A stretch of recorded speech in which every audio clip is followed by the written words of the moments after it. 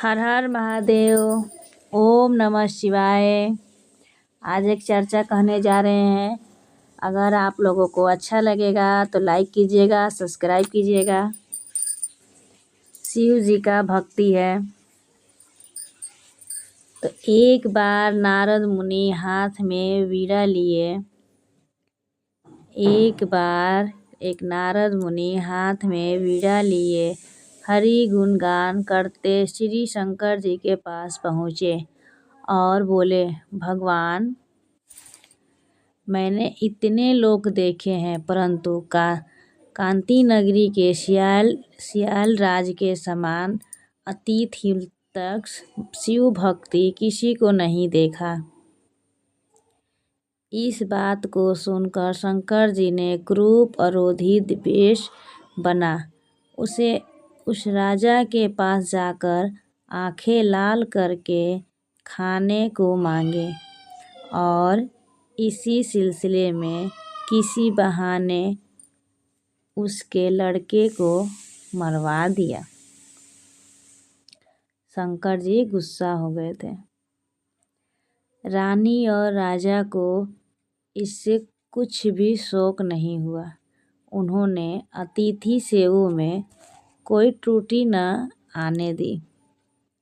रानी और राजा को कुछ भी शौक नहीं हुआ। उन्होंने अतिथि को सेवा में त्रुटि न आने दी। भगवान शंकर यह सब लीला देख कर मन ही मन प्रसन्न हो उनके अतिथि सत्कार की प्रशंसा कर रहे थे। जब रसोई तैयार हो गई तो वह यह कहते हुए लौटने लगे कि तुम पुत्रहीनों के यहाँ मैं भोजन नहीं करूँगा। वह लौटते वक्त बोले, तुम पुत्रहीनों के यहाँ मैं भोजन नहीं करूँगा। अब तो अतिथि को रूठे देख राजा और रानी घबराए। उन्होंने इस संकट से बचने के लिए भगवान शिव से प्रार्थना की।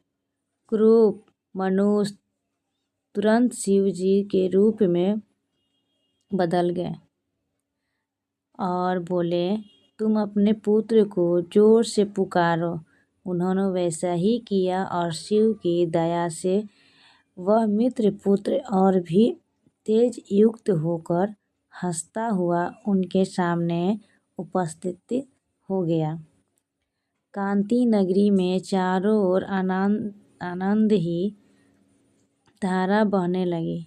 शिवलोक से तत्काल ही एक दिव्य विमान उतरा और राजा रानी तथा बच्चे को लेकर कैलाश को चला गया।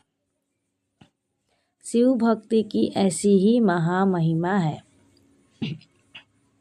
एक बार नारद मुनि हाथ में लिए हरि गुणगान करते हुए शंकर जी के पास पहुँचे और बोले, भगवान, मैंने इतने लोक देखे और परंतु क्रांति नगरी में सियाल राज के समान अतित्व शिव भक्त किसी को नहीं देखा।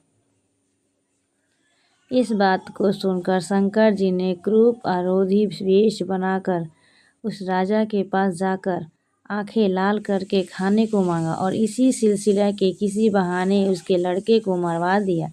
रानी और राजा को इससे कुछ शौक नहीं हुआ। उन्होंने अतिथि सेवा में कोई त्रुटि न आने दी।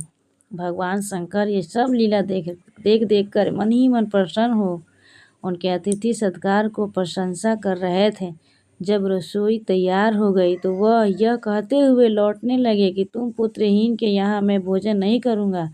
अब तो अतिथि को रूठे हुए देख और राजा घबराए। उन्होंने इस संकट से बचने के लिए भगवान शिव से प्रार्थना की। क्रूप मनुष्य तुरंत शिव जी के रूप में बदल गए और बोले, तुम अपने पुत्र को जोर से चिल्लाओ, पुकारो। उन्होंने वैसा ही किया और